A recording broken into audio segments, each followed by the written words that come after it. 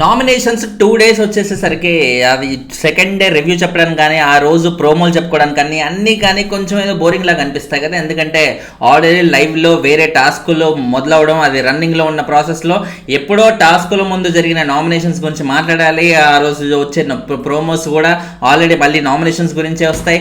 It's a hectic process. But process అనేది ముందుకెళ్ళాలి కాబట్టి చెప్పుకోక తప్పదు. నేను చూసుకుంటే నిన్నటి నామినేషన్స్ తర్వాత 4 నామినేషన్స్ తర్వాత ఇవాళ మళ్ళీ స్టార్ట్ అయ్యే రిమైనింగ్ నామినేషన్స్. ఆదిత్య ఓం పృథ్వీ నామినేట్ చేస్తున్నాడు. ఏంటి, క్లీనింగ్ డిపార్ట్మెంట్లో నువ్వు ఏదైతే నీకు బాధ్యత చెప్పారో ఆ బాధ్యత నువ్వు అస్సలు సరిగ్గా నిర్వర్తించలేదు, దానివల్ల ప్రాబ్లమ్స్ అయితే వచ్చేసాయి. అండ్ దాంతో పాటు పెద్దవాళ్ళ మీద, లేడీస్ మీద ముఖ్యంగా అరుస్తున్నావు, అది చాలా తప్పు కదా అన్నట్టుగా కూడా ఆయన ఆదిత్యం మంచి పాయింట్ తీశారు. ఎస్, బేబక్క గురించి పృథ్వీ డెఫినెట్లీ రాంగ్. ఆయన ఆల్రెడీ అది ఒప్పేసుకున్నాడు, సారీ కూడా చెప్పుకున్నాడు. అండ్ ఇక్కడ కూడా ఆదిత్యం ఏదన్నా మాట అంటే కూడా రివర్స్ మాట్లాడకుండా ఆయన చెప్పిన 2 పాయింట్స్కి ఒప్పుకొని సైలెంట్గా అయితే ఒప్పేసుకున్నాడు. That's a gentleman quality. అంటే బిగ్ బాస్లో ఉన్నప్పుడు అరే ఒక పాయింట్ చెప్పినప్పుడు ఆర్గ్యూ చేయాలి కదా, ఆర్గ్యూ చేస్తేనే ఇట్లా జనాలు కూడా ఇట్లా ఐడెంటిటీ వస్తుంది కదా జనాల్లో అన్నట్టుగా అనుకుంటారు. బట్ వాళ్ళ తప్పు నిజంగా ఉన్నప్పుడు, వాళ్ళు ఏదైనా తప్పు చేసినప్పుడు దానికి కూడా ఆర్గ్యూ చేస్తే జనాల్లో నెగిటివ్ అవుతారు. బట్ అట్లా నెగిటివ్ అవ్వకుండా తప్పు ఒప్పుకుని సైలెంట్గా ఉండడం అనేది ఇట్స్ ఎ గుడ్ థింగ్. ఆ విషయంలో పృథ్వీని ఒప్పేసుకోవచ్చు. అంత తర్వాత వచ్చేసరికి శేఖర్ భాషను కూడా ఆదిత్యం నామినేట్ చేస్తూ సేమ్ అందరు చెప్పిన లీజనే లేజీగా ఉంటాడు అండ్ ఏదైనా పని చేయడానికి ముందుకు రాడు, ఇట్లా వాలంటరీగా ముందుకు రాడు అని చెప్తున్నారు అనమాట. ఏదైతే నిన్న పాయింట్ గురించి డిస్కస్ చేశారో అదే పాయింట్ గురించి చెప్తున్నారు. నాకు అర్థం కాదు ఏంటంటే వాలంటరీగా ఎవరు పిలవకుండా ఎందుకు రావాలి, రావాలన్న రూల్ ఏం లేదు కదా. వస్తే కెమెరాస్ కోసం అటెన్షన్ చేస్తున్నారు కాబట్టి కావాలని వస్తున్నారు అంటారు, రాకుండానేమో ఇలా నామినేట్ చేస్తారు. ఏం చేసినా కూడా బిగ్ బాస్లో అది ప్రాబ్లమే అవుతుంది. అండ్ సో శేఖర్ భాష కూడా అదే అంటాడు అనమాట. బేసిక్గా ఏంటంటే నేను పని చేయడానికి ఇట్లా నా హెల్ప్ ఆఫర్ చేయడానికి చాలా ముందుకి వెళ్ళాను. మేబీ ఇప్పుడు నేను లేజీగా ఉన్నాను అంటే ఓకే, నేను నా గ్రాండ్ ఫినాలే తర్వాత అదంతా తర్వాత కొంచెం స్ట్రెయిన్ అయ్యానేమో, దానివల్ల అయ్యాను తప్ప హెల్ప్ అయితే నేను ఆఫర్ చేశాను చాలా మందికి అన్నట్టుగా అయితే చెప్తున్నాడు అనమాట.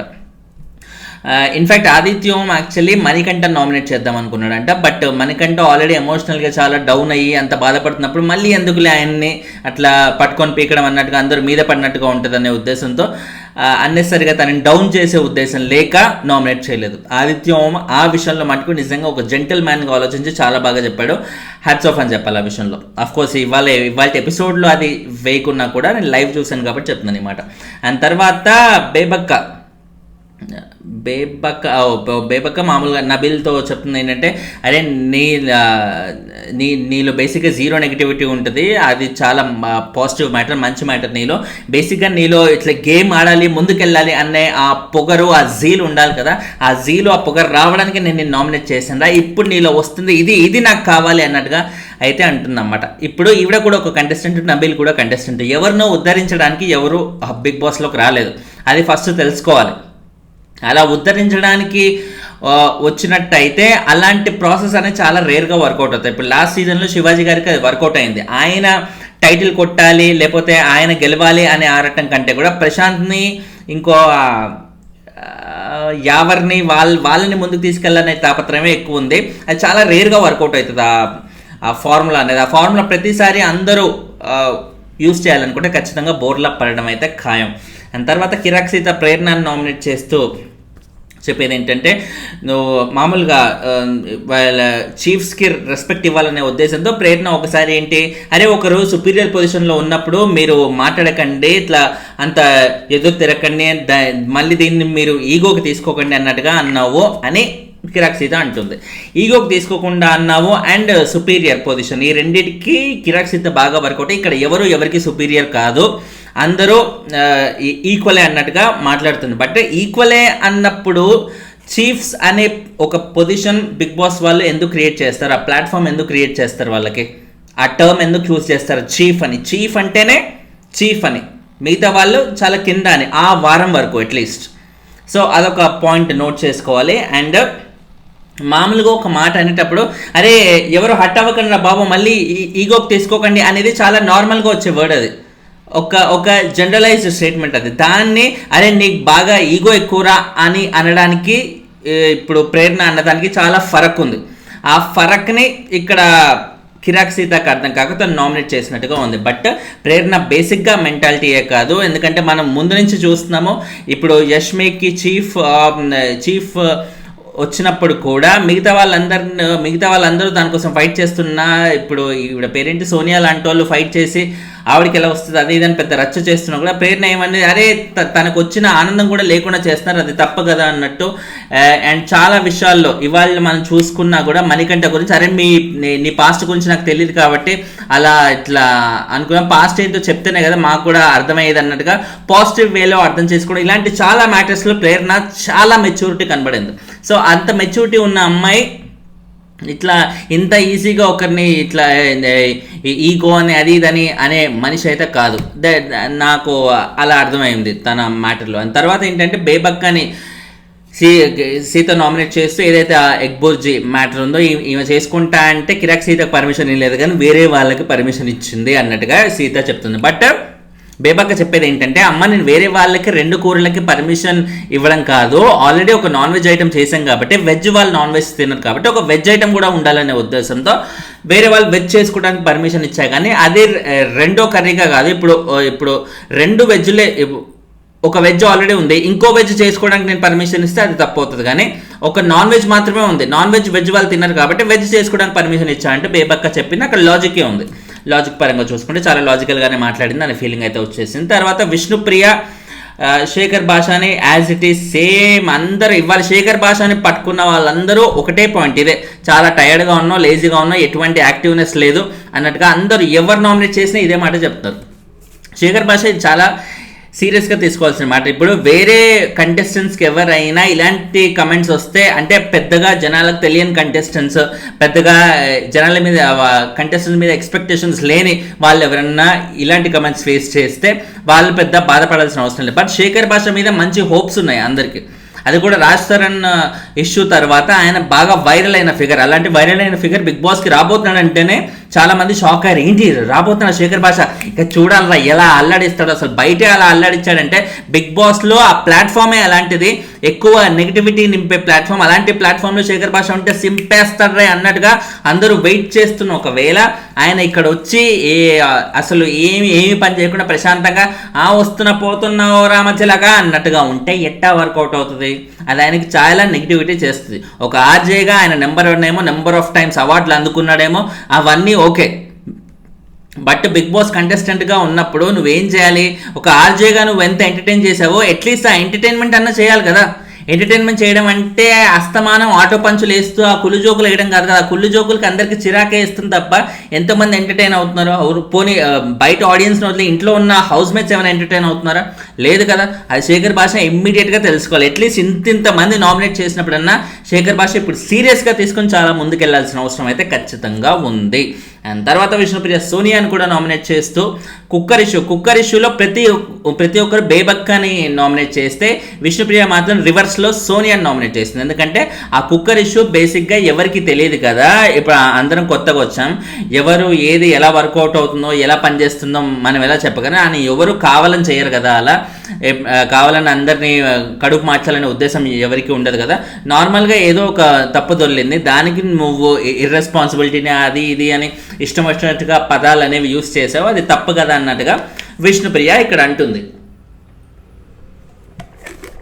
దానికి సోనియా ఏమంటుందంటే ఇప్పుడు కొత్తగా వచ్చారు అది ఇది అంటే, ఇప్పుడు నువ్వు కొత్తగా వచ్చినప్పుడు ఇల్లు మొత్తం తిరిగిన దానివి, హోమ్ టూర్లు అవి వేసిన దానివి, కిచెన్ టూర్ కూడా వేయాలి కదా. కిచెన్ టూర్లో నీకు కిచెన్ రెస్పాన్సిబిలిటీస్ ఇచ్చారు. కిచెన్ రెస్పాన్సిబిలిటీస్ ఇచ్చినప్పుడు నువ్వు ఎంత జాగ్రత్తగా ఉండాలి? ఇక్కడ ఏమైనా ఫాల్ట్ ఉందా? ఇప్పుడు కుక్కర్ ఉంది, కుక్కర్ ఏమైనా సరిగ్గా పనిచేస్తుందా, ఏమైనా ఫాల్ట్ ఉందా? లేకపోతే ఈ గిన్నె ఉంది, ఈ గిన్నెని తోమితే కంప్లీట్గా క్లీన్ అవుతుందా, క్లీన్ అవ్వకుండా ఏమైనా ప్రాబ్లం అవుతుందా, వాటర్ సరిగ్గా వస్తున్నాయా, ఫ్లో సరిగ్గా ఉందా, లేకపోతే బిగ్ బాస్కి ఏమైనా చెప్పాలా? ఇలాంటి గ్రౌండ్ వర్క్ అనేది కంప్లీట్గా చేయాలి నీకు ఒక డ్యూటీ ఇచ్చినప్పుడు అన్నట్టుగా మన ఈ అమ్మాయి పేరేంటి సోనియా అయితే చెప్తుందన్నమాట. సో విష్ణుప్రియ చెప్పేదేంటి, ఎవరు కావాలని చెయ్యరు కదా అంటే రెస్పాన్సిబిలిటీ తీసుకున్నప్పుడు కావాలనే చెయ్యాలి. నేను హెడ్ అయితే మొత్తం చూసుకుంటా, ఎప్పుడు ఎక్కడ ఏది ఫాల్ట్ ఉందో ఇమీడియట్గా ఫాల్ట్ ఉందంటే ఇమీడియట్గా బిగ్ బాస్కి చెప్పి దాన్ని కరెక్ట్ చేపిస్తా. ఇలా ప్రతి ఒక్క పాయింట్ సూపర్ పర్ఫెక్ట్గా మాట్లాడింది సోనియా. అసలు ఒక్క మాట కూడా అదే ఏంట్రా పిల్ల అనే ఫీలింగే రాలేదు. చాలా లాజికల్గా right from the first day Sonia ఏ మాట మాట్లాడినా లాజికల్గానే, ఆఫ్ కోర్స్ మధ్యలో కొన్ని అనవసరమైన మాటలు దొరలొచ్చు, కానీ తను మాట్లాడిన మాటల్లో లాజిక్ అయితే ఖచ్చితంగా ఎప్పుడూ మిస్ చేయదు. ఆ లాజిక్ పట్టుకుంటే ఎవరికైనా అనిపిస్తుంది, ఇప్పుడు తను ఒక మాట మాట్లాడితే అరే ఇది కరెక్టే కదా, అరే ఈ యాంగిల్లో ఆలోచించడం, అరే భలే ఆలోచించింది, ఇది కూడా కరెక్టే కదా అని ఎవరికైనా అనిపించక మానదు. సోనియా అంటే నచ్చని వాళ్ళకు కూడా తను చెప్పే మాటలు ఖచ్చితంగా లాజికల్గానే అనిపిస్తాయి. మేబీ తను యూజ్ చేసే వర్డ్స్, ఇప్పుడు ఇర్రెస్పాన్సిబిలిటీ అని అది ఇదని కొన్ని వర్డ్స్ ఏంద్ర అసలు చిన్న పెద్ద లేకుండా ఎలా మాట్లాడుతుంది అన్నట్టుగా అలా అంటారేమో తప్ప లాజిక్ పరంగా సోనియా ఎప్పుడూ తప్పలేదు. సో ఆ విషయంలో సోనియాకి డెఫినెట్గా హ్యాట్స్ ఆఫ్ చెప్పాల్సిందే. And cooker issue technical issue అంటున్నావు కదా, ఇప్పుడు ఆ టెక్నికల్ ఇష్యూ ఉన్నా కూడా టెక్నికల్ ఇష్యూ ఉంది అని 15 minutesలో నీకు అర్థమైనప్పుడు దాన్ని కరెక్ట్ చేయడానికి నువ్వేం చేయాలి, దాని విధంగా స్టెప్స్ అనేవి తీసుకోవాలి కూడా. అప్పుడు కూడా పట్టించుకోకుండా మళ్ళీ లైట్ తీసుకుంది అన్నట్టుగా సోనియా చెప్పేసింది, కంప్లీట్ క్లారిటీ ఇచ్చేసింది ఆ ఇష్యూ గురించి. ఇంకా ఎవరు మళ్ళీ నోరెత్తలేని పరిస్థితుల్లో పెట్టేసింది అందరినీ. సో ఆ విషయంలో సోనియా బేసిక్గా లాజిక్తో అందరి నోర్లు లాక్ చేసేస్తుంది. ఇప్పుడు సోనియాతోని బాగా పెద్దగా లాజికల్ పరంగా మాట్లాడే మణికంఠ లాంటి వాళ్ళు ఎవరైనా సరే వాళ్ళకే ఆన్సర్లు దొరకనప్పుడు అసలు ఆమె విష్ణుప్రియ హౌస్లో ఎందుకుంది, నేను ఏం చేస్తున్నా, ఎందుకు వచ్చానని ఆమెకే అసలు క్లారిటీ లేదు. కంప్లీట్ ఒక జోన్డ్ అవుట్ మైండ్లో ఉండే అలాంటి అమ్మాయికి ఇంకేం క్లారిటీ ఉంటే తనకేమి ఇంకా ఆన్సర్ చెప్పలేకపోయింది. రివర్స్ ఓకే బాయ్ నాదైతే అయిపోయింది అన్నట్టుగా వెళ్ళిపోయింది అనమాట. సో విష్ణుప్రియ బేసిక్గా ఆమెకున్న పాపులారిటీ కంటే ఉన్న వాళ్ళలో మంచి పాపులర్ ఉన్న కంటెస్టెంట్ కాబట్టి ఆవిడకి ఓటింగ్ అనేది చాలా బాగుంది. ఇవాళే నేను ఆల్రెడీ 2 ఓటింగ్ రిజల్ట్స్ వీడియో కూడా చేసాను, చూడని వాళ్ళు ఎవరైనా ఉంటాయి చూడండి, చాలా ఇంట్రెస్టింగ్గా ఉంటాయి. అనలిటికల్గా చాలా అరే ఇది కరెక్టే కదా అనిపించే థాట్స్ చాలా ఉంటాయి అనమాట. ఆ వీడియో చూడని వాళ్ళు ఎవరైనా చూడండి. సో తనకి పాపులారిటీ అనేది ఉంది, ఆ పాపులారిటీ ప్రీ ఎగ్జిస్టింగ్ పాపులారిటీ వల్ల తన ఓట్లు అనేవి పడుతున్నాయి. బట్ హౌస్లో తన కాంట్రిబ్యూషన్ అనేది ఆల్మోస్ట్ జీరో అనమాట చెప్పాలి, ఆల్మోస్ట్ జీరో. సో ఇలాగే కంటిన్యూ అవుతుంది, ఇది ఎన్ని రోజులు కంటిన్యూ అవుతుందో తెలియదు. ఒక ప్రీ ఎగ్జిస్టింగ్ పాపులారిటీ వల్ల ఒక 4-5 వారాలు ముందుకెళ్ళొచ్చేమో, అంతకు మించి అయితే స్కోప్ లేదు. మధ్యలో విష్ణుప్రియ స్టోరీ మొత్తం అయిపోయి ఇంటికి బయలుదేరాల్సిన అవసరం అయితే ఉంటుంది. ఇంకా తను తెలుసుకోకుండా ఇలాగే ఒక కన్ఫ్యూజ్డ్ మెంటాలిటీలో ఉంటే మాత్రం, ఒక జోన్డ్ అవుట్ మైండ్లో ఉంటే మాత్రం.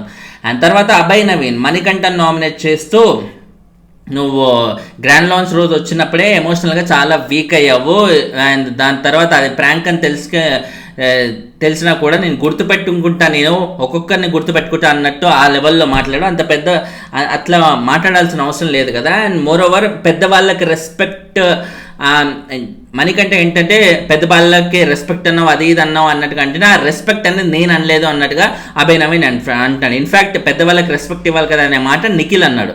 నిఖిల్ అన్న ఆ మాటకి మనోడు అభయ్ నవీన్ వక్తాస్ బలికిండంట. వక్తాస్ నువ్వెట్లా బలుకుతావు ఏంటి అనేది ఈయన క్వశ్చన్ చేస్తున్నాడు. అరే పెద్దవాళ్ళకి రెస్పెక్ట్ ఇవ్వాలి అనే మాట అందులో తప్పే ఉంది, అది అందులో ఒకరు హీరో అవ్వడానికి ఇప్పుడు అలాంటి మాటలు చెప్పి అభయ్ నవీన్ హీరో అవుదామని చూస్తున్నాడంట. ఏది ఇప్పుడు పప్పెట్ గురించి అభయ్ నవీన్ వెళ్ళి మణికంఠకి చెప్పినా కూడా అది కూడా నువ్వు కావాలని నన్ను నెగిటివ్ చేసి నువ్వు హీరో అవడానికి చూస్తున్నావు అన్నట్టుగా అయితే అంటాడంట.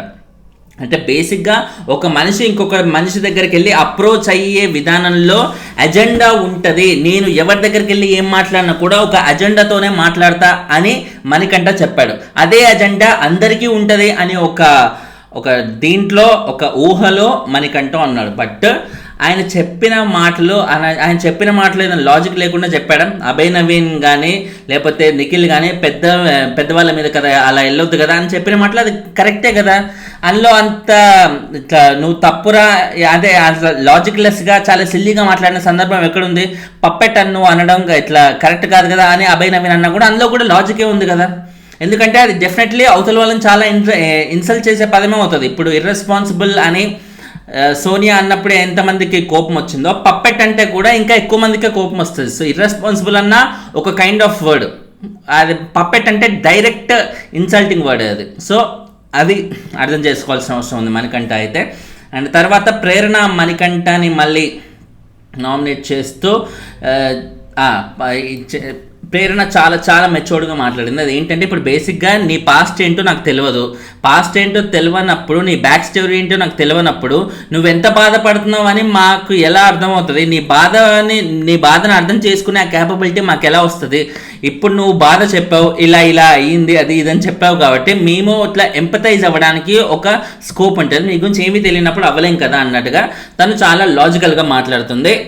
అండ్ ఇక్కడ మనకంటే ఏంటంటే, నేను బేసిక్గా ఎవరితోని ఎందుకు ఉండను, నా పద్ధతిలో నేను ఒక్కనే ఉంటా, కెమెరాస్తో మాట్లాడుకుంటా. ఎందుకు అంటే బేసిక్గా నా పాస్ట్ ఇదంతా ఉంది. ఎమోషన్, నా పాస్ట్ గురించి చెప్పుకుంటే ఆటోమేటిక్గా ఎమోషనల్ అవుతా. ఒక మనిషితో నేను పక్కన కూర్చున్నప్పుడు నాకు తెలియకుండానే అన్ని చెప్పుకుంటున్నప్పుడు న్యాచురల్గానే ఎమోషనల్ అవుతా. ఎమోషనల్ అయినప్పుడు ఏమవుతుంది, అది సింపతి కోసం ప్లే చేస్తానేమో అనే ఫీలింగ్ ప్రతి ఒక్కరికి వస్తుంది. కాబట్టి ఎందుకు వచ్చిందో బాబు అని నా పని నేను చేసుకుంటా తప్ప అన్నెసరీ కాన్వర్జేషన్స్లో నేను ఎప్పుడు ఇన్వాల్వ్ అవ్వను. అండ్ మోర్ ఓవర్ నాకు అలా ఒకరితో షేర్ చేసుకోవడం అనేది అస్సలు నచ్చదు. అంటే కాదు, ఇప్పుడు ఒకరితో షేర్ చేసుకుంటే వాళ్ళకి నీ బాధ అర్థమవుతుంది కదా అని మన అమ్మాయి అంటుంటే, ప్రేరణ అంటుంటే, బాధ అర్థం కాదు, ఎవరికీ అర్థం కాదు. నాకు ఎవరి మీద నమ్మకం లేదు, మనుషుల మీద నమ్మకం పూర్తిగా చచ్చిపోయింది అన్నట్టుగా. అదొక ఏమంటారు, ఒక ఋషిలాగా ఎడారిలో ఎక్కడో కొండల్లో గుట్టల్లో తపస్సు చేసుకునే ఋషుల్లాగా ఎలాగైతే వాళ్ళు నాకు బాహుబంధాలతో అన్నిటి ఇట్లా వదిలేసుకొని ఒంటరిగా ఉండడానికి వచ్చానన్నట్టు వాళ్ళు ఎలాగైతే మాట్లాడతారో, వేదాంతం ఎలా వల్లిస్తారో, మణికంఠ చెప్పేది కూడా అలాగే ఉంది. అఫ్కోర్స్ నో డౌట్ తనకున్న పెయిన్ అలా ఉంది, తన బ్యాక్గ్రౌండ్ అలా ఉంది. బట్ ఎవరికి మాత్రం బ్యాక్గ్రౌండ్ లేదు, ఎవరికి మాత్రం ప్రతి ఒక్కరి లైఫ్లో డబ్బులు లేనోడికి కాదు, ఫుల్ డబ్బులు ఉన్నోడికి కూడా వాడికి ఏదో ఒక ప్రాబ్లం ఉంటుంది. వాడి ఇంట్లో వైఫ్తోనో, వాళ్ళ పేరెంట్స్తోనో, అత్తమామలతోనో ఏదో ఒక ప్రాబ్లం ప్రతి ఒక్క మనిషికి ఉంటుంది కదా. ప్రతి ఒక్క మనిషికి ఉన్నప్పుడు అది నాకు మాత్రమే ఉంది, నేనే కష్టాల్లో ఉన్నాను, నాకు ఇన్ని జరిగాయి కాబట్టి అందరూ నన్ను, నా పాస్ట్ జరిగినందుకు నా మీద ఎంపథైజ్ అవ్వాలి, నన్ను ఇట్లా నాకు రెస్పెక్ట్ ఇవ్వాలి, నన్ను స్పెషల్గా చూడాలి అన్నట్టుగా ఆ ఫీలింగ్ అనేది ఖచ్చితంగా ఇప్పుడు ఒక మనిషి నుండి రెస్పెక్ట్ అనేది అడిగితే రాదు, నువ్వు ఉన్న విధానంలో వాళ్ళు ఇవ్వాలనుకుంటే వస్తుంది. That's it. అది ఫస్ట్ మనోడు తెలుసుకోవాలి. ఇంకా చాలా 30 years కాబట్టి చూడాల్సిన లైఫ్ చాలా ఉంది కాబట్టి ఆయనకి చాలా విషయాలు కూడా క్లారిటీ అయితే దొరకట్లేదు మణికంఠకి. అండ్ తర్వాత చెప్తాను కదా, ఎమోషనల్గా నాకంత జ్ఞాపక శక్తి లేదు, నాది అయిపోయింది పారామీటర్, ఇంక ఇంతే అన్నట్టుగా బాగా కన్నీళ్ళు అయితే పెట్టుకుంటున్నాడు. అక్కడ ఉన్న అమ్మాయిలందరూ అప్పటి వరకు కూడా మణికంఠ మీద బీభత్సంగా అట్లా బర్స్ట్ అవుట్ అయ్యి ఏంటో మాట్లాడేది అందుకు ఫుల్ కోపంగా ఉన్న యష్మి లాంటి వాళ్ళు కూడా మణికంఠ ఇవన్నీ చెప్తుంటే, తన పాస్ట్ అంతా చెప్తుంటే ఎమోషనల్ అయిపోయారు. అమ్మాయిలందరూ ఏడ్చారు. ఫైన్, అదంతా ఫైన్. బట్ ఎంత ఏడ్చినా ఏం చేసినా కూడా at the end of the day ప్రతి ఒక్కరికి పాస్ట్ ఉంటుంది అనేది అందరూ అదే ఉద్దేశంతో ఉంటారు. శేఖర్ భాష కానీ, లేకపోతే ఇంకా ఆదిత్య ఓం కానీ, హౌస్లో ఉన్న ప్రతి ఒక్కరికి పాస్ట్ ఉంటుంది. దానికి ఏముంది, అది మనం గెలుచుకొని ఓకే నాకు ఇలా జరిగింది కాబట్టి మళ్ళీ దాన్ని నేను ఎదుర్కొని ముందుకెళ్ళాలి, కానీ అదే పట్టుకొని కూర్చుంటే అవ్వదు కదా అనే ఉద్దేశంతో అందరూ అదే జోన్లో అయితే, అదే ఫీలింగ్లో అయితే ఉన్నారన్నమాట. దాని నుంచి బయటికి రావాలి, అదే పట్టుకొని కూర్చోకూడదు అని. అండ్ తర్వాత తను ఓపెన్గా చెప్పేస్తాడు మనోడు మణికంఠ ఏంటంటే, నేను బేసిక్గా బ్రెయిన్ గేమ్ ఆడదామనే ఒంటరిగా ఉంటాను. ఎప్పుడైనా ఒంటరిగా ఉంటే నేను వీళ్ళతో ఇది చేయాలి, వీళ్ళతో ఇది చేయొచ్చు, నేను ఇట్లా గేమ్ ఆడాలి, ఇట్లా ఉండాలి, అట్లా ఉండాలి అన్నట్టు ఒక బ్రెయిన్ గేమ్ లాగా మైండ్లో అంతా అట్లా తిప్పుకుంటూ ఉంటా. అదే నేను గ్రూప్లో ఉండి అందరితో కలిసి ఉంటే ఇవన్నీ కుదరవు కదా అనే ఉద్దేశంతో ఆయన ఓపెన్గానే చెప్పేస్తున్నాడు. సో మామూలుగా ఏ కంటెస్టెంట్ ఇలా అయితే చెప్పడు, ఎందుకంటే ఓకే నేను అట్లా ఒంటరిగా ఉండడం ఇష్టం, అది ఇది చెప్పడం ఓకే. బట్ తను ఓపెన్గా నేను బ్రెయిన్ గేమ్ ఆడతా, నేను ఎవరితో మాట్లాడినా ఒక ఎజెండా పెట్టుకునే మాట్లాడతా అన్నట్టు ఎంతమంది చెప్పగలరు? ఇది బిగ్ బాస్ లాంటి ఒక ప్లాట్ఫామ్కి వచ్చి ఇలా మనం రియల్ లైఫ్లో చాలా మందిని చూస్తున్నాం. ఇప్పుడు ఫర్ ఎగ్జాంపుల్ ఆర్జీవి ఇలాగే మాట్లాడతారు, నా అంత స్వార్థపరుడు ఎవరు లేడు, నాకు నేనే ముఖ్యం, నాకు ఎవరు అవసరం లేదు అన్నట్టుగా ఓపెన్గా చెప్పేస్తాడు. అది రియల్ లైఫ్లో అది బయట కాబట్టి ఆయన ఓకే. ఆర్జీవి లాంటి పర్సన్ బిగ్ బాస్కి వస్తే ఇమీడియట్గా ఎలిమినేట్ చేసేస్తారు. ఎందుకంటే బిగ్ బాస్ అనే ప్లాట్ఫామ్ జనాలు ఓట్లేస్తే కంటెస్టెంట్స్ హౌస్లో ఉంటారు. ఓట్లేసే వాళ్ళలో మెజారిటీగా ఆలోచించేది అబ్బా ఇప్పుడు మెజారిటీగా ఇట్లా నాయనా మీ అందరి కోసమే నేను బతుకుతున్నాను, మీరే నా ప్రపంచం, మీరు లేకపోతే నేను లేను అన్నట్టుగా ఈ యాంగిల్లో మాట్లాడే వాళ్ళే మెజారిటీ జనాలకు నచ్చుతారు. కాబట్టి అందరూ వాళ్ళకే ఓట్లేస్తారు. అందుకే ఇప్పుడు మన పాలిటీషియన్స్ చూసుకున్నా కూడా, ఇప్పుడు నేను ఎవరి ఎగ్జాంపుల్ తీయట్లేదు, ఏం చెప్పట్లేదు, మామూలుగా ఎగ్జాంపుల్ చెప్తున్నా. ఇప్పుడు జనం కోసమే మేము అన్నట్టుగా మాట్లాడే వాళ్ళకే ఎక్కువ పాపులారిటీ అనేది ఉంటుంది. ఇప్పుడు నా స్వార్థం కోసం నేను వచ్చిన, ఎవరైనా నా దమ్ముంటే ఎవరైనా నాకు ఓటేయండి చూసుకుందాం, నాకే ఓటేయండి, నాది నేనే చూసుకుంటా అంటే ఎవరైనా ఓట్లేస్తారా? ఇప్పుడు ఆర్జీబీ ఎలక్షన్లో దిగి నాకు ఓట్లేయండి అంటే ఎవరైనా వేస్తారా? ఎంతమంది వేస్తారు? సో ఇక్కడ మణికంఠ ప్లే చేసేది కూడా అలాగే ఉందని ఇప్పుడు ఎవరికైనా అనిపిస్తుంది అన్నమాట. ఇప్పుడు ఆయన మాటికి ఆయన పాస్ట్ తీస్తూ అలా టాపిక్ ఉన్నా లేకున్నా మామూలుగా మాట్లాడాల్సిన టైంలో కూడా అందరూ వచ్చి మీద పడుతుంటే కూడా మాటికి పాస్ట్ తీస్తుంటే అందరికీ అలాగే అనిపిస్తుంది. బట్ మణికంఠ చేసే దాంట్లో కూడా కంప్లీట్ తప్పు ఉందని చెప్పలేము. ఎందుకంటే హౌస్లోకి ఇట్లా వచ్చే మా ఫాదర్ పోయారు, మదర్ పోయారు, స్టెప్ ఫాదర్తో క్లాషెస్ ఉన్నాయి, అండ్ తర్వాత వైఫ్తో క్లాషెస్ ఉన్నాయి, కూతురికి దూరంగా ఉంటున్నాను, ఇవన్నీ తర్వాత ఇంకా నా లైఫ్లో ఏం లేవు, డబ్బులు లేవు అనుకుంటున్న టైంలో, ఆ టైంలో బిగ్ బాస్ లాంటి ఒక ఆపర్చునిటీ వచ్చింది, ఇక కొట్టాలరా మనమిది అనుకొని ఒక ఊపు మీద బయలుదేరిన కుర్రోడు మొదటి రోజే అందరూ ఎలిమినేట్ చేసేస్తున్నారు. హౌస్లో ఒక 5 దాకా నన్నే బయటకు పంపించుదాం అనుకుంటున్నప్పుడు ఆ బర్స్ట్ అవుట్ అవ్వడం అనేది చాలా సర్వసాధారణమైన విషయం. ఆ బర్స్ట్ అవుట్ అయ్యి అసలు నా పాస్ గురించి తెలియదు అది ఇదని ఎవరికైనా వచ్చేస్తుంది నార్మల్గానే ఆవేశం. అంత హోప్స్ పెట్టుకున్న ఒక ఇష్యూ మీద సడన్గా అట్లా అదే హౌస్లో అందరూ ఏకమై ఆయనని బయటికి తోద్దామనే ప్రయత్నం చేస్తుంటే బర్స్ట్ అవుట్ అవ్వడం కొంచెం. బట్ ఎవరు అక్కడ కావాలని చేయట్లేదు, అక్కడ కావాలని మణికంఠని బయటికి తోసేద్దామనే ఇది ఏమీ లేదు. ఇప్పుడు హౌస్లో అంతమందికి మణికంఠనే బయటికి అంటే మణికంఠతోనైతే పెద్దగా ఇష్యూ ఉండదు, ఆయన ఎదురు తిరిగి చెప్పడేమో, ఎందుకంటే చూడ్డానికి పలుచగా ఉన్నాడు, చిన్న కుర్రోడు అనే ఫీలింగ్ అందరికీ ఉండొచ్చు. అందుకే అంతంతమంది మణికంఠనే ఫస్ట్ డే బయటికి పంపిద్దాం అనుకున్నారు. అండ్ ఇప్పుడు నామినేషన్స్లో కూడా నెంబర్ ఆఫ్ మెంబర్స్, ఇప్పుడు మణికంఠ గురించి ఒక ఐడియా ఉంది, ఆయన ఎవరికి నచ్చట్లేడు, ఒంటరిగా ఉంటాడు కాబట్టి అందరికీ దూరంగా ఉంటాడు కాబట్టి, జోన్డ్ అవుట్గా ఉన్నాడు కాబట్టి, ఆ కంప్లైంట్తో మణికంఠని అందరూ నామినేట్ చేద్దాం అనుకుంటున్నారు. ఇక్కడ కూడా అంతంతమంది ఆయన నామినేట్ చేస్తుంటే నార్మల్గానే పర్సన్ బర్స్ట్ అవుట్ అవడం అంటే ఎంతో ఎక్స్పెక్టేషన్స్ పెట్టుకొని వచ్చిన ఒక షోకి మొదటి వారంలోనే ఇంత నెగిటివిటీ ఫేస్ చేస్తూ ఉంటే నార్మల్గానే బర్స్ట్ అవుట్ అవడం ఖాయం. బట్ ఆ బర్స్ట్ అవుట్ అయిన క్రమంలో ఇలా పర్సనల్ మ్యాటర్ ప్రతిసారి తీసేసేసరికి, నెంబర్ ఆఫ్ టైమ్స్ ఇది వచ్చేసేసరికి ఆయన సింపతి గేమ్ ప్లే చేస్తున్నాడేమో అని ఎవరికైనా అనిపించక మానదు, సింపతి గేమ్ ఆడుతున్నాడని అనిపించక మానదు. అండ్ ఇక్కడ మణికంఠ కూడా అన్ని ఫోర్సెస్ గ్రాండ్ లాంచ్కి ఇప్పుడు నామినేషన్స్కి ఎంత తేడా, మధ్యలో 2 రోజులు మాత్రమే. ఈ 2 రోజుల్లో ఇప్పుడు మొదటి రోజు అంతమంది మీద పడ్డారు అంటే ఓకే, తెలియక పడ్డారు అనుకోవచ్చు. 2 రోజుల తర్వాత మళ్ళీ పడుతున్నారంటే వీళ్ళందరూ కావాలని చేస్తున్నారు అని మణికంఠ అనుకుని ఇలా బర్స్ట్ అయి ఉండొచ్చు కదా, ఎవరికైనా నార్మల్గా వచ్చే పని. సో మణికంఠని కంప్లీట్గా తప్పు పట్టలేము, అలాగని ఈయన దేవుడు అసలు సింపతి కార్డ్ ప్లే చేయట్లేడు అన్నట్టుగా కూడా అనలేము. ఒక న్యూట్రల్ వేలో మనం మణికంఠని పాజిటివ్ చూడాలనుకుంటే ఇలా చూడాలి, నెగిటివ్ చూడాలనుకుంటే అలా చూడాలి. ఏదైనా రెండు నేను డీటెయిల్గా చెప్పగలిగాను, మీకు అర్థమైందని అనుకుంటున్నాను. తర్వాత చూసేసరికి సోనియాని కూడా మన ప్రేరణ నామినేట్ చేస్తూ, నువ్వు ఏదైనా నీకేదైనా ప్రాబ్లం ఉంటే ఇప్పుడు అది నీ గురించి మాత్రమే చెప్పావు, అందరికీ ఆ ప్రాబ్లం ఉంది అన్నట్టుగా నువ్వు చెప్తావు. ఇప్పుడు విష్ణు యోగా గురించి నీకేదో ప్రాబ్లం ఉంటే ఇప్పుడు ఆ విష్ణు ఓన్లీ యోగా చేసి వెళ్ళిపోతుంది తప్ప గేమ్ మీద కాన్సన్ట్రేట్ చేయట్లేదని అందరూ ఫీల్ అవుతున్నారు.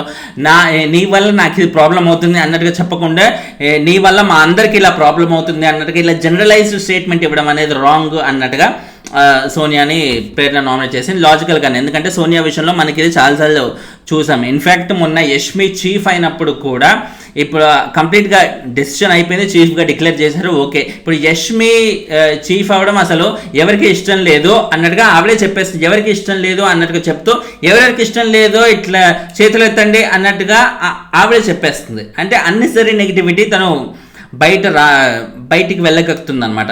ఇప్పుడు యష్మి మీద ఉన్న నెగిటివిటీ, యష్మి చీఫ్గా హౌస్లో ఎవరికి ఇష్టం లేదు అని ప్రూవ్ చేయడానికి తన ప్రయత్నం అనేది చేస్తుంది. ఇది అన్నెసరీ. అలా ప్రూవ్ చేయడం వల్ల బిగ్ బాస్ ఇప్పుడు ఆయన డెసిషన్ మార్చుకుని యష్మిని చీఫ్ పొజిషన్ నుంచి కిందికి దించడు. అండ్ మోర్ ఓవర్ నెగిటివిటీ ఎవరికి వస్తుంది? ఈ అమ్మాయికే వస్తుంది. చాలా లాజికల్గా మాట్లాడే అమ్మాయి ఇలాంటి తప్పులు చేస్తే ఖచ్చితంగా అక్కడ జనాలు ఇవన్నీ నోట్ చేసుకుంటారు అనేది ఒకటి నోట్ చేసుకోవాల్సిన అవసరం అయితే ఉంది. అండ్ తర్వాత నిఖిల్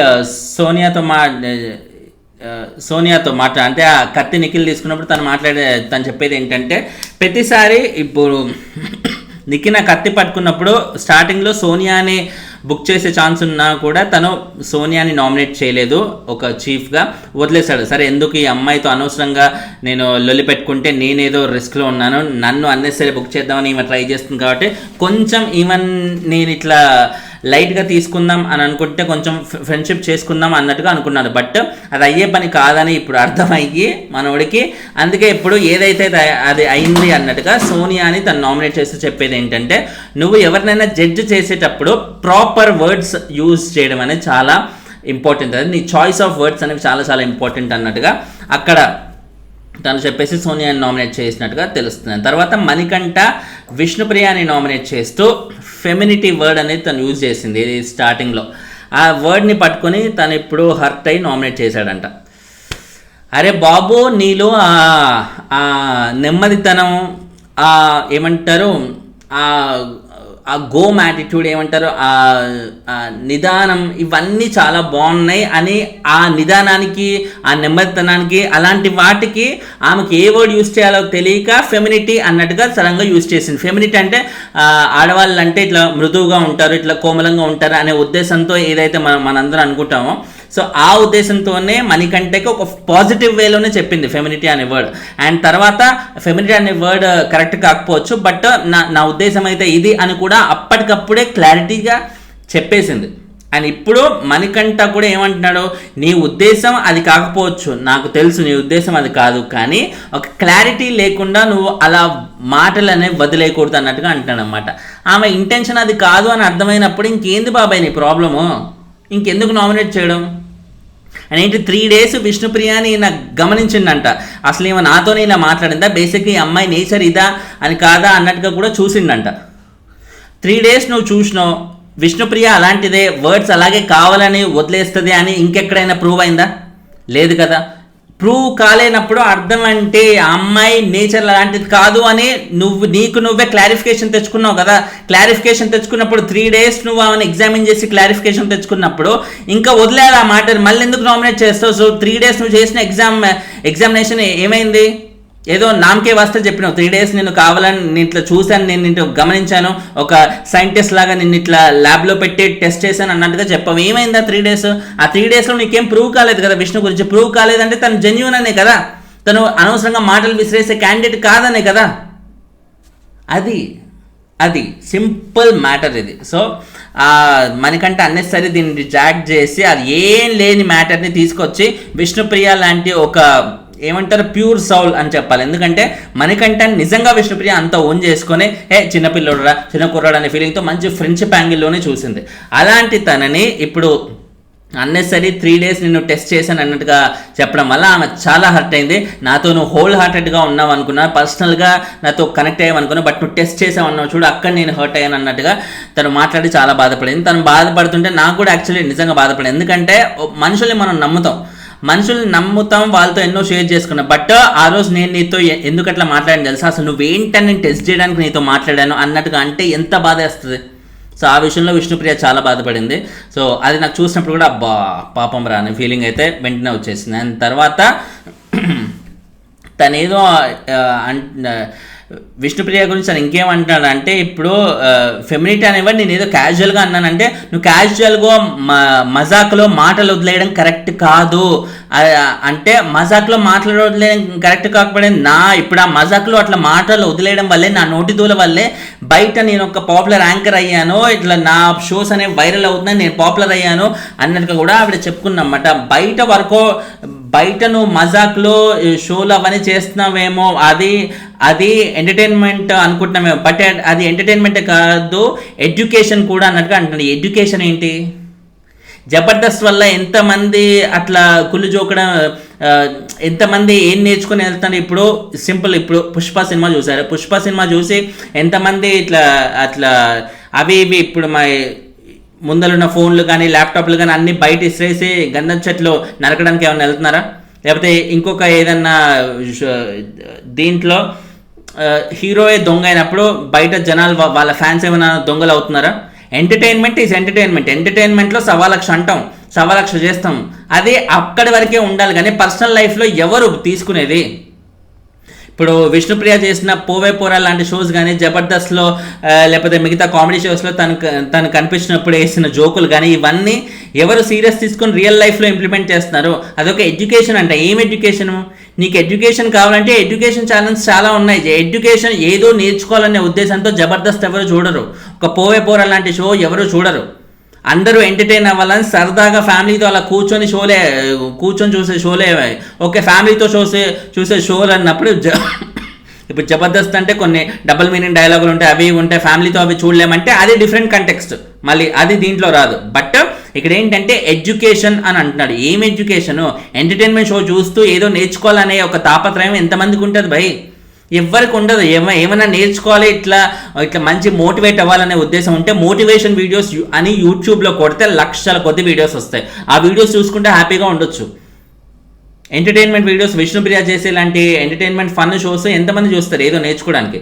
చాలా సిల్లీ లాజిక్స్ అనే చెప్పాలి మనోడు తీసేమని.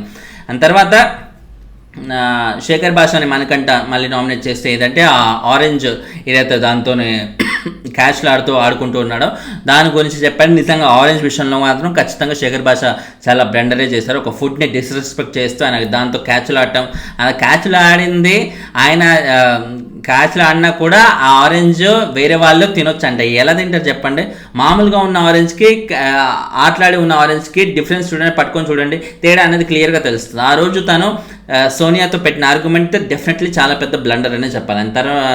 తర్వాత నిద్రపైన అన్నట్టుగా కూడా ఒక పాయింట్ రేస్ చేసి శేఖర్ భాషను నామినేట్ చేస్తున్నారు. నిద్రపైన అంటే అది మనకంటే కూడా నిద్రపోయాడు, ఆల్రెడీ కుక్కలు కూడా మురిగాయి. బట్ ఈయన శేఖర్ భాష ఏంటంటే రిపీటెడ్గా జరగడం వల్ల ఆయన నామినేట్ చేస్తున్నాడు. రిపీటెడ్గా జరిగినా ఏం జరిగినా ఆ నిద్రపైన అనే కాన్సెప్ట్లో మనకంటే కూడా దొరికింది కాబట్టి ఆయన అన్నెసరీ ఆరెంజ్ అనే ఒక్క రీజన్తో నామినేట్ చేసినా అయిపోయింది. అన్నెసరీ 2-3 రీజన్లు చెప్పాడు అనమాట. అండ్ తర్వాత చూసుకుంటే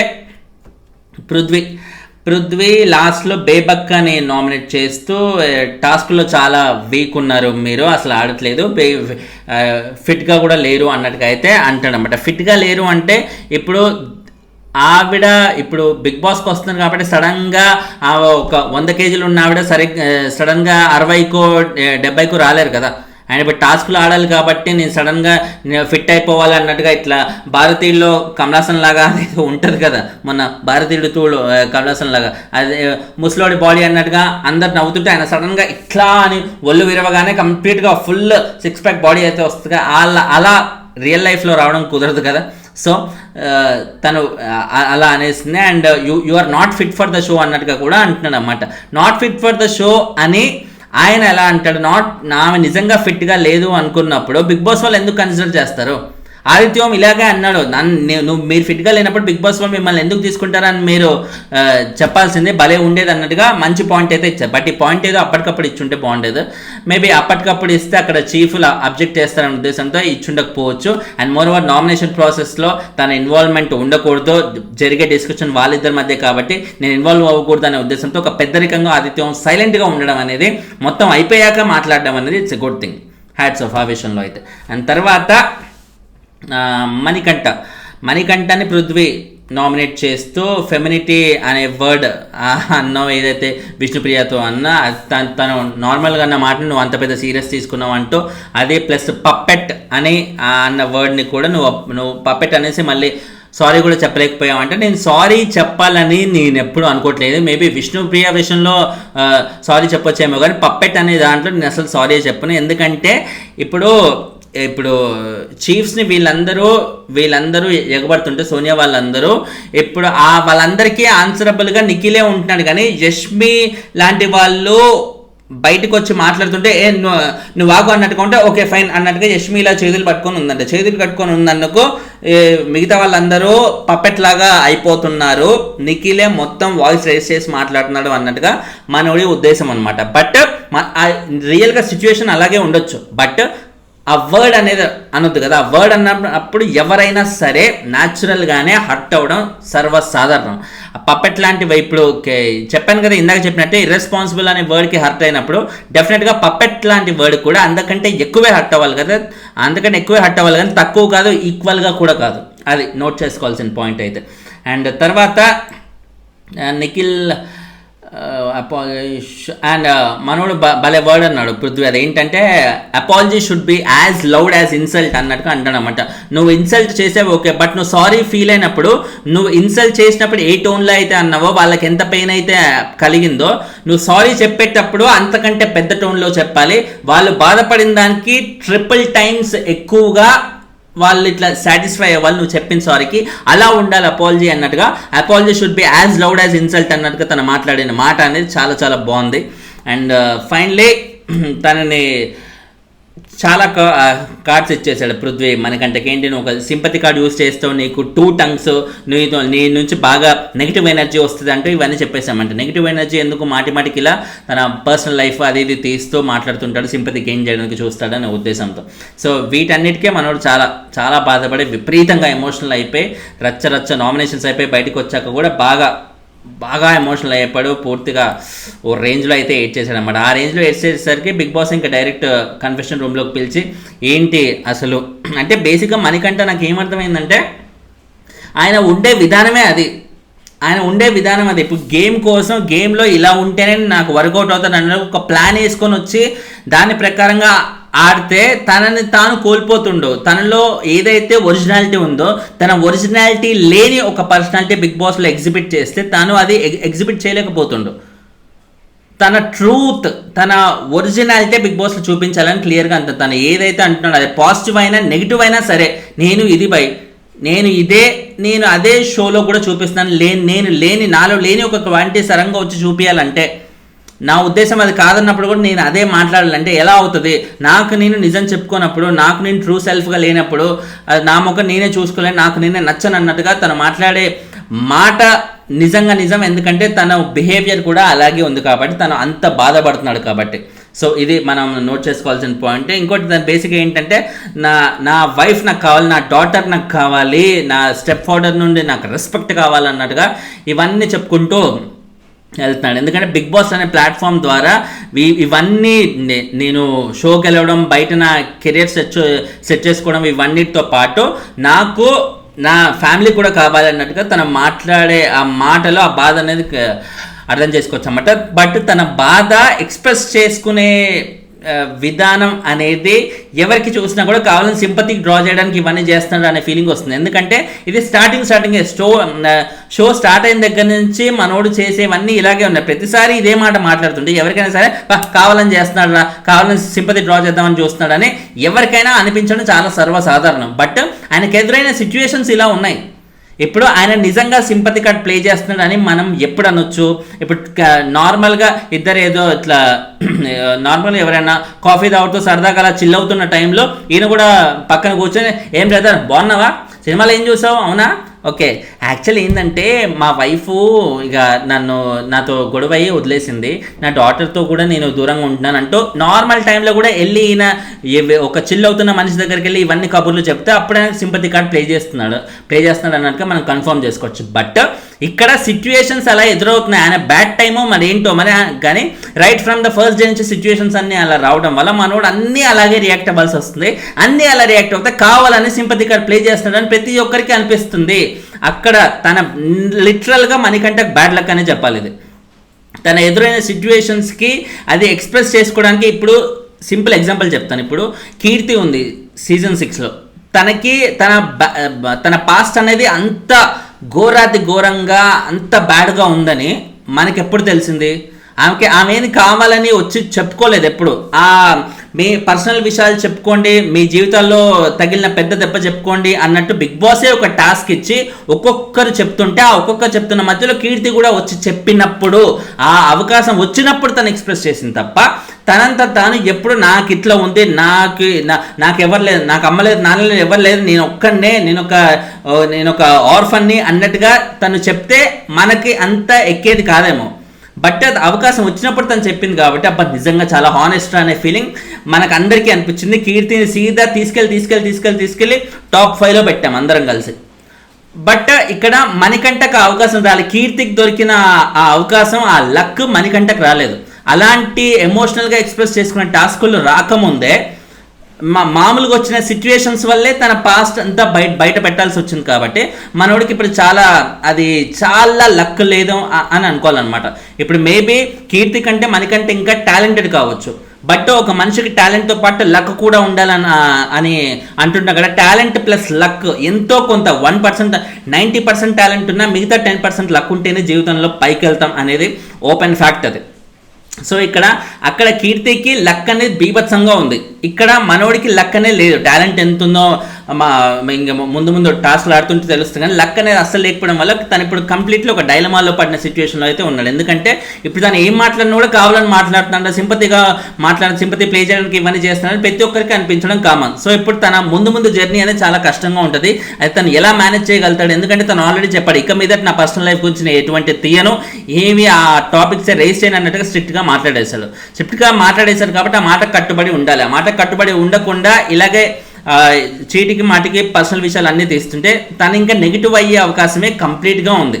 100 to 100%, 99% కూడా 100% నెగిటివ్ అయ్యే అవకాశం ఉంది. కాబట్టి ఇప్పుడు ఇంకా జాగ్రత్తగా ఉండాలి. అది ఎలా మేనేజ్ చేసుకుంటూ మనకంటే ముందుకు వెళ్తాడు అనేది ముందు ఎపిసోడ్స్లో మనం చూద్దాం. Finally thanks a lot for watching. ఛానల్ని సబ్స్క్రైబ్ చేయండి. వీడియోస్ లైక్ చేస్తుంటే ఎక్కువ మందికి ప్రమోట్ అవుతాయి. దయచేసి లైకులు మాత్రం మిస్ చేయకండి, అది నా సిన్సియర్ రిక్వెస్ట్. అండ్ ఇన్స్టాగ్రామ్ని కూడా లైక్ చేస్తూ ఉండండి. ఇలాగే బిగ్ బాస్ సంబంధించిన చిన్న అప్డేట్స్ కానీ, నా మీమ్స్ కానీ, ఫనీ ట్రోల్స్ కానీ ఇవన్నీ ఆ పేజ్లో వేస్తుంటాను. దిస్ ఈజ్ ఫనీ అని ఛానల్ నేమ్ లాగే దిస్కి ఈస్కి ఫనీకి గ్యాప్ లేకుండా ఉండే పేజ్ని లైక్ చేయడం అస్సలు మర్చిపోకండి. Thanks a lot for watching. Bye.